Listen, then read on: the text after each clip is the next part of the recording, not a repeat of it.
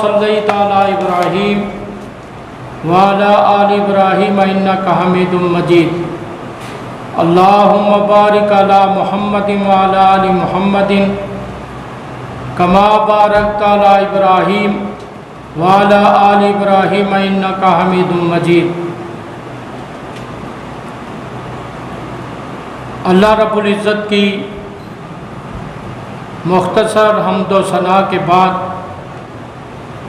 درود و سلام امام الانبیاء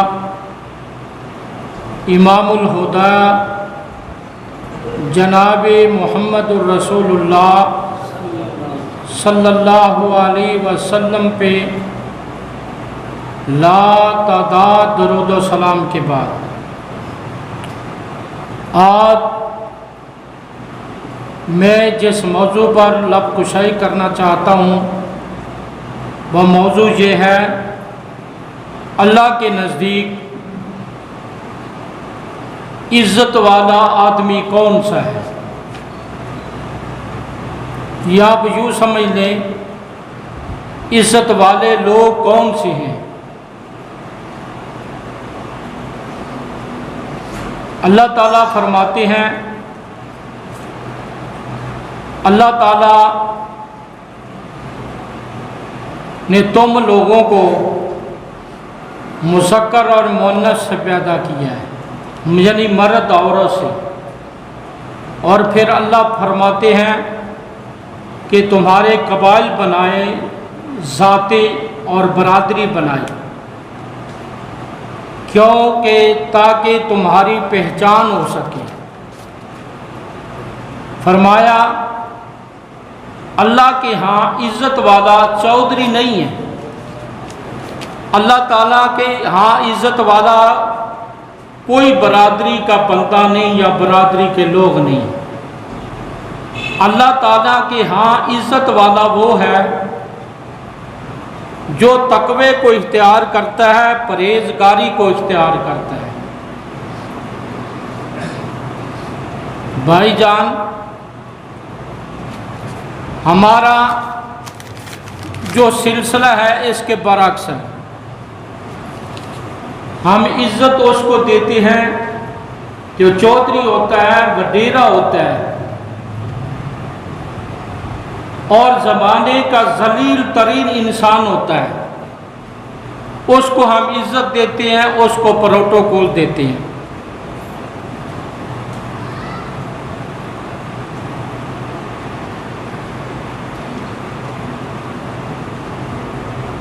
تو میرے بھائیوں، پروٹوکول تو اسی کو ملنا چاہیے جس کو اللہ تعالیٰ نے پروٹوکول دیا ہے۔ اللہ تعالیٰ نے پروٹوکول کیا دیا ہے؟ ان اکرمکم عند اللہ اتقاکم۔ جو پرہیزگار ہے، جو تقوی اختیار کرتا ہے، آپ نے فرمایا تقوی ہا ہونا، تقوی یہاں ہے، اور آپ نے اپنے سینہ اطہر کی طرف اشارہ کرتے ہوئے فرمایا 3 مرتبہ کہ تقوی یہاں ہے، تقوی یہاں ہے، تقوی یہاں۔ اور عزت والا وہ آدمی ہے جو تقوی کو اختیار کرتا ہے، پرہیزگاری کو اختیار کرتا ہے۔ اور اللہ تعالیٰ نے ایک اور جگہ پہ فرمایا اولئک الذین امتحن اللہ قلوبہم للتقوی لہم مغفرۃ واجر عظیم۔ اللہ تعالیٰ نے ان لوگوں کے دلوں کا امتحان لیا تقوی کی بنیاد پہ۔ کن کا امتحان لیا تقوی کی بنیاد پہ؟ صحابہ کا لیا ہے رضوان اللہ علیہ مجمعین۔ اللہ تعالیٰ نے ان کا تقوی کی بنیاد پہ امتحان لے کر فرمایا، اور امتحان کیسے لیا؟ مکے کی گلیوں اور بازاروں میں گھسیٹا گیا، اور مکے کی دھوپ کا ان لوگوں کو علم ہے جو مکہ میں رہتے ہیں یا جو حج یا عمرے کے لیے جاتے ہیں، اللہ تعالیٰ ہم سب کو لے جائے. میں نے بھی یہ منظر دیکھا ہے اور حاجیوں نے بھی دیکھا ہے. مکہ کی گرمی جو ہے یہ بہت سخت قسم کی ہوتی ہے، اور صحابہ کرام رضوان اللہ علیہم اجمعین کو مکہ کی گلیوں اور بازاروں میں گھسیٹا گیا، اور حضرت بلال رضی اللہ تعالیٰ عنہ پہ بھاری پتھر کو رکھ دیا جاتا اور وہ احد احد کے نعرے لگاتے. یہ ہے تقویٰ. ہم اے سی میں بیٹھے ہوئے ہیں، اے سی چل رہے ہیں، اور یہ کوئی کمال نہیں.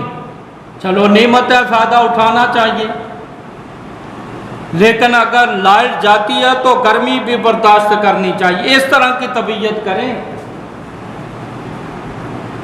طبیعت میں سردی بھی برداشت کریں اور گرمی کو بھی برداشت کریں.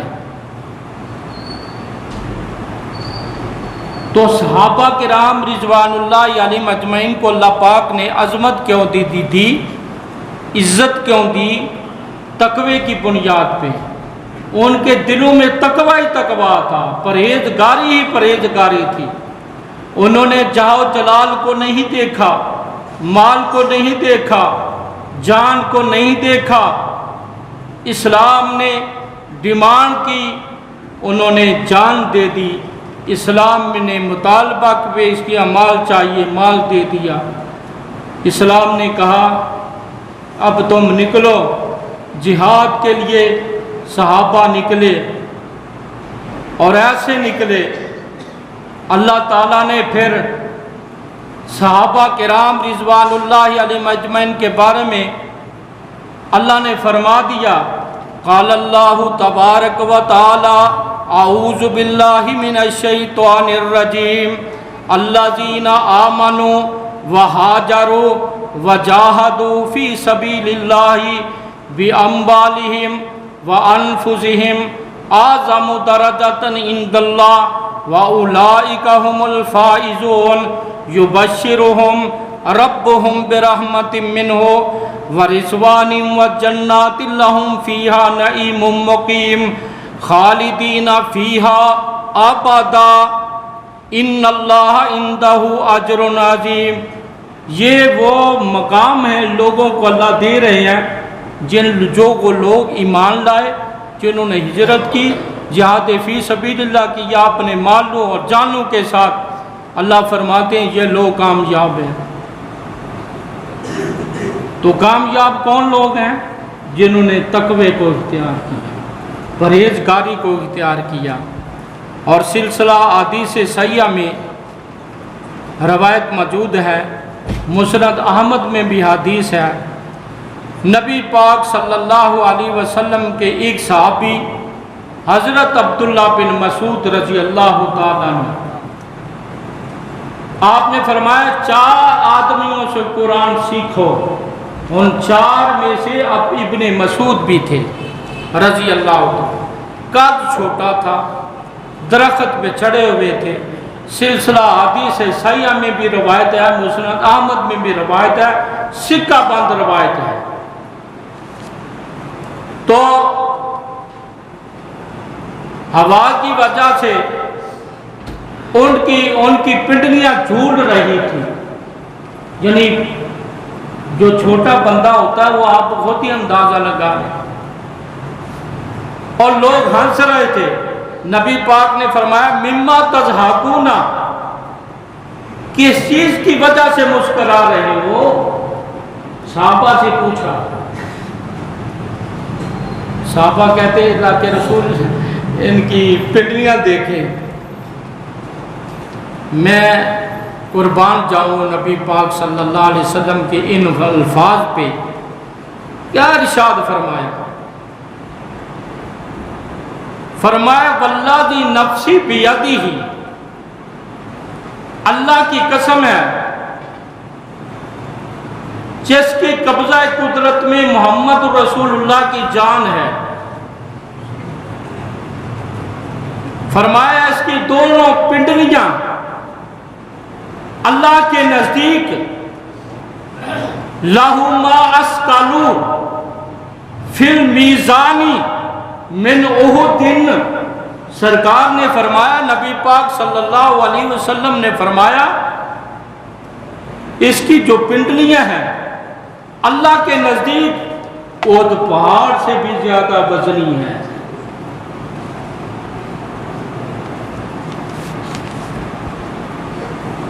और पहाड़ के बाद नबी पाक ने फरमाया था, ये मुझसे मोहब्बत करते, मैं इससे मोहब्बत करता हूँ।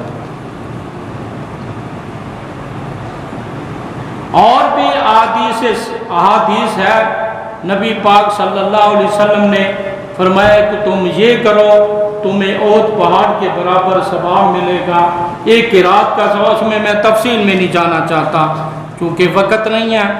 तो नबी पाक सल्लल्लाहु अलैहि वसल्लम ने कीमत लगा दी इब्ने मसूद की पिंडलियों की, ओद पहाड़ से भी ज़्यादा वजनी है। क्यों? सहाबा में से माल के लिहाज से भी कमज़ोर थे, कद के लिहाज से भी छोटे थे, लेकिन इल्म के लिहाज से भी मजबूत थे, ईमान के लिहाज से भी मजबूत थे, और अजमत के लिहाज से अपनी मसाल आप थे।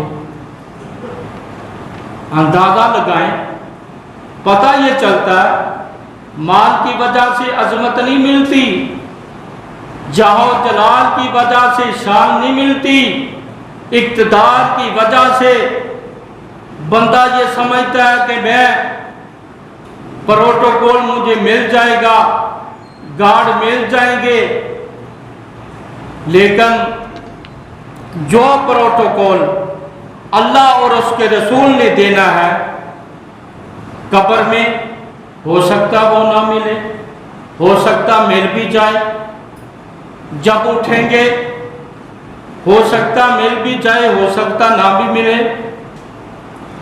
लेकिन शर्त ये है कि तकवा को इख्तियार करना है।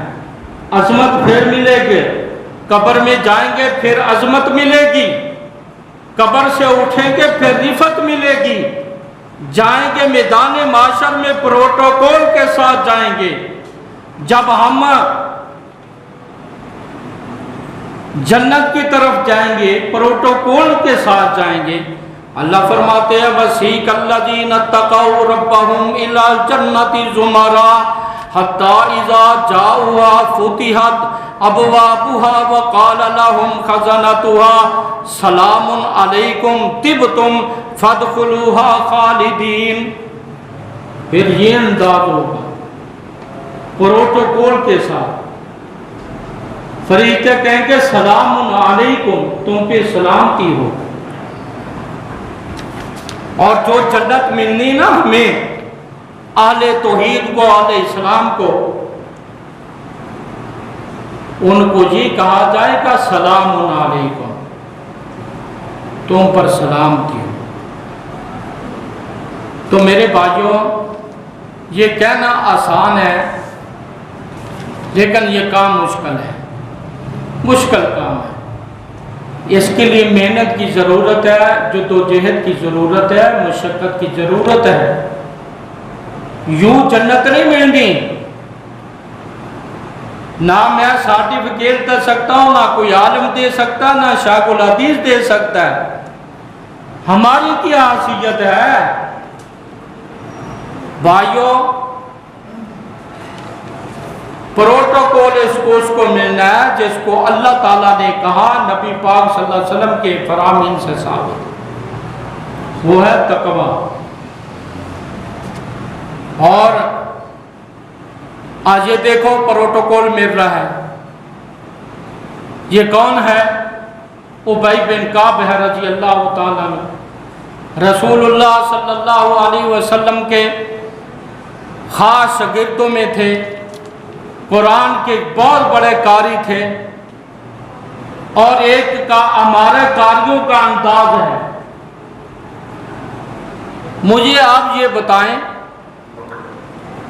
और मैं अक्सर सवाल करता हूँ, ये सवाल मैंने कारी अब्दुल सलाम अजीजी साहब से भी किया है, मेरे मुझसे जूनियर थे, हम जामिया अजीजिया साहिबान से पहले फारुग हुए, وہ کافی سال بعد آئے ہیں.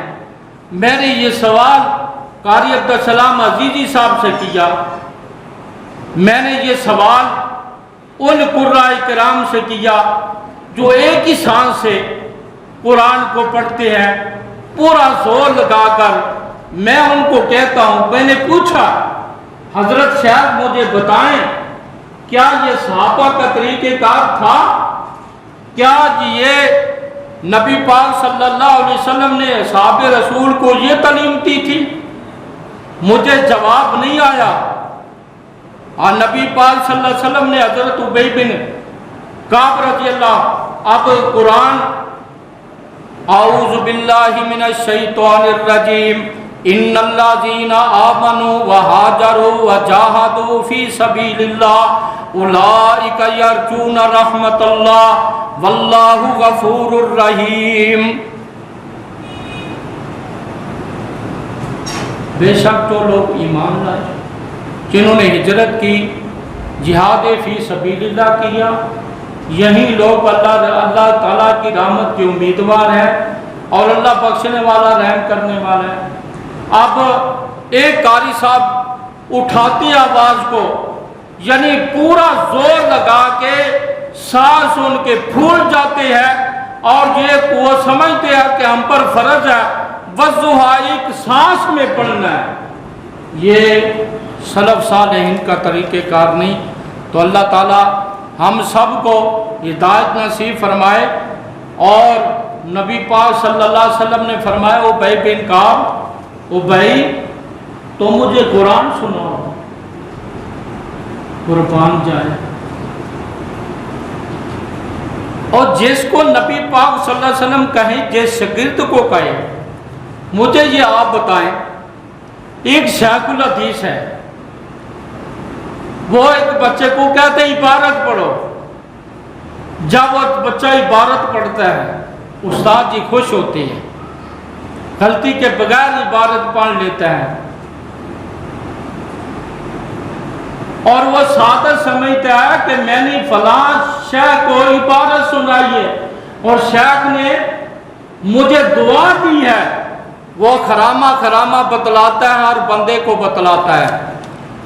اور جس کو اس کی عظمت کا کیا کہنا، جس کو نبی پاک صلی اللہ علیہ وسلم نے فرمایا کہ ابی مجھے قرآن سنا، تو حضرت ابی بن کعب کہتے ہیں اللہ کے رسول وسمانی، میرا نام لے کر کہا. آپ سمجھ جائیں اگر میں ہیک لا کے پڑھتا تو اسی جنابے والا توڑیاں اکھا تو آنسو بھی نکل پینے سے. میں سمجھتا ہوں اور مجھے آتا ہے الحمدللہ. چونکہ وقت کم ہوتا ہے تو اس لیے میں پنجابی میں نہیں پڑھتا، چونکہ پھر ٹائم زیادہ چاہیے، اس لیے میں اردو میں پھر گفتگو کرتا ہوں. فرمایا بس سمانی، اللہ کے رسول میرا نام لے کر کہا. نبی پاک صلی اللہ علیہ وسلم نے فرمایا ابی تیرا نام لے کر اللہ تعالیٰ نے کہا. پھر یہ آیت پڑھی اعوذ باللہ من الشیطان الرجیم فکیف اذا جئنا من کل امت بشہید وجئنا بک علی ہؤلاء شہیدا. تو نبی پاک صلی اللہ علیہ وسلم کی آنکھوں سے آنسو نکل پڑے. ثابت یہ ہوا عصمت کتنی ہے. کوئی کہتا ہے، میرے بھائی قاری امجد صاحب فاضل مدینہ یونیورسٹی ہے، انہوں نے مجھے کہا، میں نے کہا یہ آپ نے لہجہ کیسے سیکھا؟ ان کا ایک لہجہ، ان کے ایک شیخ تھے مدینہ میں رہتا ہے مدینہ یونیورسٹی میں، تو انہوں نے وہ لہجہ ان سے سیکھا. تو کہتے ہیں جب میں نے ان کو پورا قرآن مجید اسی انداز سے سنایا، پھر انہوں نے مجھے ایک سند دی ہے. ایک تو مدینہ یونیورسٹی کا، اور یہ ویسے ان کی ایک مسجد تھی، ادھر وہ جماعتیں کرواتے تھے، درس دیتے تھے شیخ عربی اس کے بعد انہوں نے ان کو اپنی طرف سے سند بھی دی ہے کہ آپ الحمدللہ اس وقت اب آپ بالکل آپ کو اجازت بھی ہے، آپ آگے اسی طرح پڑھا بھی سکتے ہیں۔ تو بھائیوں وہ خوش ہوتے ہیں، میرے استاد وہ ہیں۔ اور میں نے جیسے تجوید پڑھی، جن استاد القرہ حضرت مولانا قاری محمد یحییٰ رسول نگری رحمت اللہ علیہ، اللہ ان کی قبر کو نور سے منور فرمائے۔ یہ دیکھو اللہ پاک جیسے بھائی کام لے لے، اللہ جو بکریاں چراتے ہیں ان سے کام لے لیتے ہیں، اور آپ یہ سمجھتے ہیں بلوچ اونٹ چلاتے ہیں، اونٹ چراتے ہیں، اونٹوں کے پیچھے ہوتے ہیں، اور وہ بلوچ تھے تو اللہ تعالیٰ نے ان سے دین کا کام لیا۔ اور میرے جیسے ہزاروں، اور آپ کو یہ بھی بتاؤں کہ جو شیخ سریم ہے نا حافظ اللہ، جو بیت اللہ کے امام ہے، خطیب ہے، ویسے تو بیت اللہ کے امام خطیب بہت زیادہ ہیں، ان میں سے شیخ سریم بھی، اور شیخ سریم استاد جی کے شاگردوں میں سے ہے۔ بھائی جان اللہ جیسے کام لے لے، تو عظمت اور مقام جس کو حافظ سعید صاحب گجر ہیں، گجروں کو آپ کا پتہ ہے وہ بھینسوں کے پیچھے ہوتے ہیں، ان کا کام ہے۔ اللہ تعالیٰ نے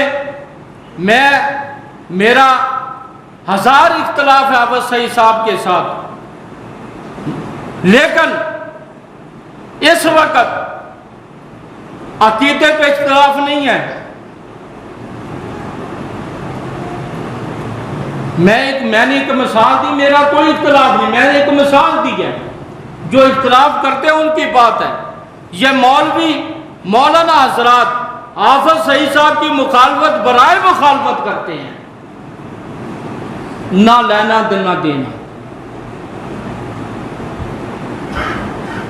میں نے ایک بندے سے پوچھا حضرت کو تم مخالفت کیوں کرتے ہو؟ وہ میری جماعت کا، کہتا ویسے ہی کرتا ہوں۔ میں کہ ویسے کیا ہوتا ہے؟ کیوں گناہ لیتے ہو؟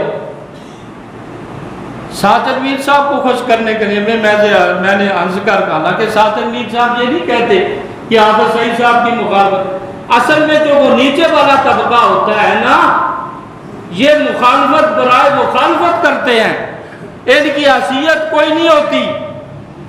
تو حافظ سعید صاحب کے اللہ تعالیٰ کام لے رہا ہے، اگرچہ وہ اس وقت منظر عام پہ نہیں، میں اس تفصیل میں نہیں جانا چاہتا چونکہ مناسب بھی نہیں ہے۔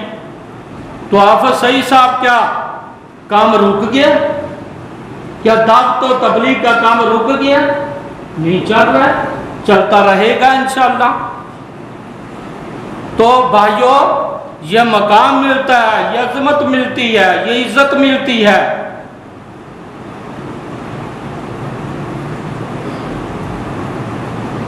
یہ رتبہ مل گیا جس کو مل گیا، اور مدعی کے لیے دار و رسل کہاں؟ یہ عظمت ملتی ہے، مقام ملتا ہے۔ یہ مجھے یہ بتائیں، میں نے خصوصی عدالت میں کیس بھگتا ہے، میرا کوئی ذاتی مفاد نہیں تھا، میں صحابہ کے لیے وہ کیس لڑا، اور پھر اللہ کے فضل و کرم سے میں وہاں سے بری ہوا۔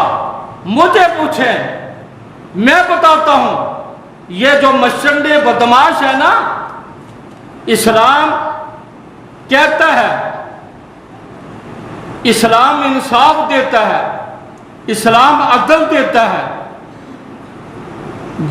جب عدل کریں گے، انصاف کریں گے، تو آپ یقین جانیں وہ جج تھے نا، کتے کی طرح بھونکتا تھا علماء کو، اب تو وہ نامراد ویسے ہی فارغ ہو چکا ہے، اور وہ تھا قادیانی۔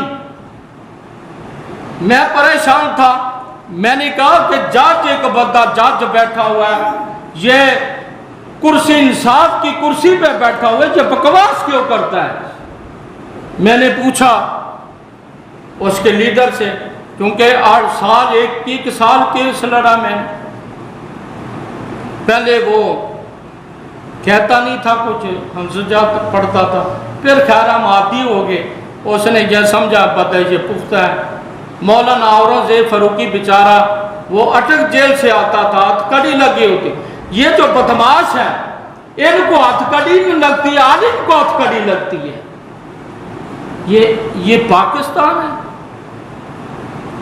क्या? पाकिस्तान इसलिए हासिल किया गया था क्या हमारे बुजुर्गों ने जो जाने और माल और खून दिया इसी वजह से दिया है?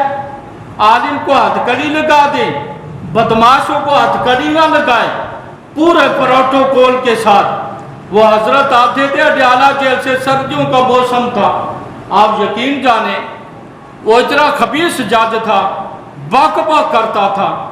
हमने सोचा सामने जो वकील है वो कमजोर है हमारा, हो सकता हमें सजा दे दे। हमने वकील तब्दील किया चौधरी मुनव्वर गोंदल, वो सुप्रीम कोर्ट के मलिक सुलेमान साहब के बड़े अच्छे दोस्त हैं, छोटे भाई बने हुए। सुप्रीम कोर्ट के सीनियर वकील थे, हाई कोर्ट के बार के साबिक़ सदर थे। जब हमने उनको किया, आप यकीन जाने, जब हमने उनके किया उसने बकवास भी की, पता उसको था इन्होंने जो वकील किया वो तगड़ा है, नहीं तो बक बक। उसके बाद फिर बक बक नहीं किए। कहने का मकसद ये है इंसाफ इस मुल्क में है ही नहीं। इंसाफ करोगे तो आप अजमत वाले बन जाएंगे, शान वाले बन जाएंगे, मकाम आपको मिल जाएगा, रिफत आपको मिल जाएगी, बुलंदी आपको मिल जाएगी, परवाज आपको मिल जाएगी। और आप यकीन जाने उसने फैसला किया हुआ था अजीजी को 10 साल सजा देनी है, मौलाना औरंगजेब फरूकी को 15 साल या 20 साल सजा देनी है। आप यकीन जानो मैंने देखा, अपनी आंखों से देखा कि मौत चौधरी मुनव्वर गोंदल साहब हाफिज़हुल्लाह ने, अल्लाह पाक उनको जहां भी है उनको बुलंदियों से नवाजे, उन्होंने छीन कर इंसाफ दिया, से छीन कर। इंसाफ इस मुल्क में है ही नहीं। मैं ये पूछना चाहता हूँ, जब इंसाफ नहीं करोगे तकवा कहाँ से आएगा, परहेजगारी कहाँ से आएगी?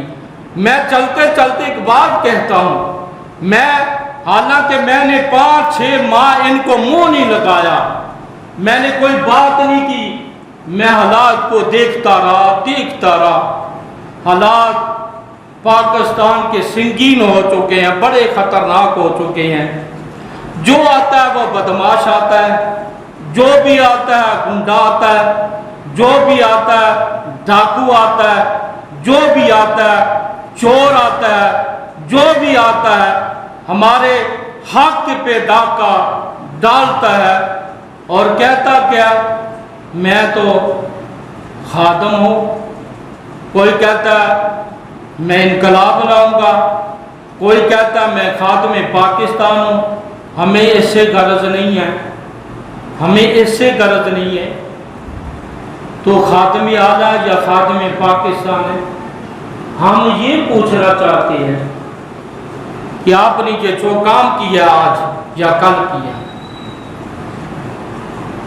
मुझे आप ये बताएं, अगर आपको कहे कारी साहब आप इस रास्ते से ना गुजरें, आगे बरूंदी सुरंगें बिछाई हुई है, मुझे आप ये बताएं मेरी मत मारे, मैं पागल हो मत उधरों ही गुजरा, मैं इधर से कोई रास्ता इख्तियार करूंगा।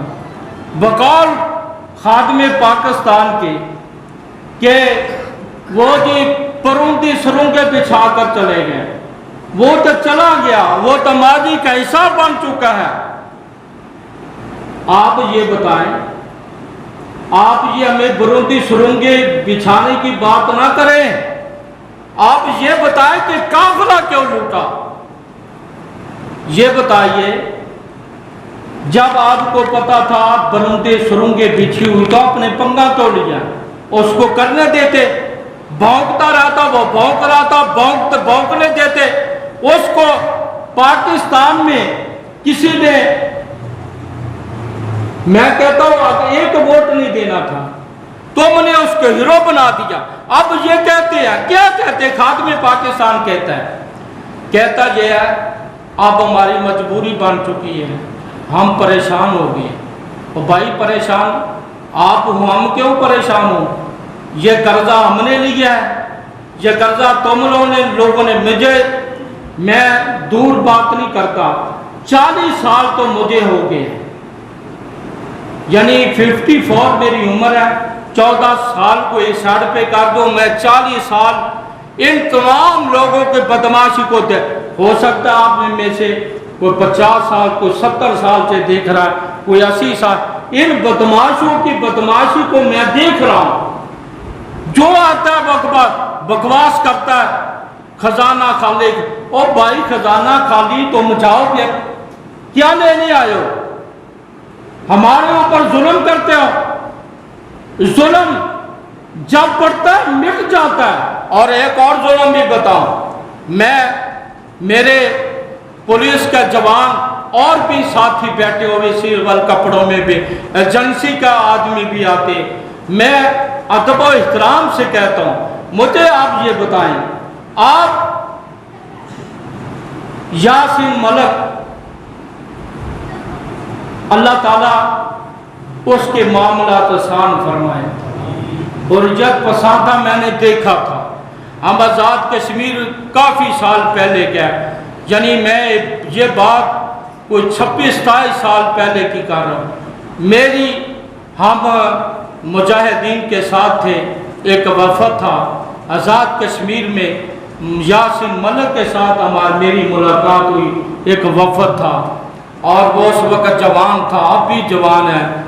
تو یہ بھائی جان، یہ اس کو پتہ ہوتا ہے، جب وہ سزا دی اس کو جج نے، اس نے کہا اور دے دے۔ یہ جرت کی بات ہوتی، بہادری کی بات۔ اور پھر ایک بات کہتا ہوں، کافر جو ہے وہ مذمت سے ٹھیک نہیں ہوگا۔ آپ یہ مذمت ہی بیان دیتے ہیں، یہ مذمت اپنے پاس رکھے۔ میں یہ کہتا ہوں کہ اب یاسین ملک، اور وہ تو ساری زندگی جیل میں اس کی بسر ہو، میں اب اشارہ کرتا ہوں، اشارہ کر کے آگے چلتا ہوں۔ بھائی جان، جو سپاہ سالار ہوتا ہے نا، وہ مذمت نہیں کرتا۔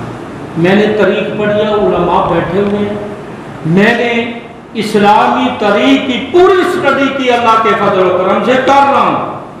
میں نے اسلامی تاریخ میں آج تک میں نے کسی سپاہ سالار کو مذمت کرتے نہیں دیکھا۔ ہاں، میں نے یہ دیکھا ہے، کافروں کی مرمت کرتے ہوئے دیکھا جہاد سے۔ مذمت کیا چیز ہوتی ہے؟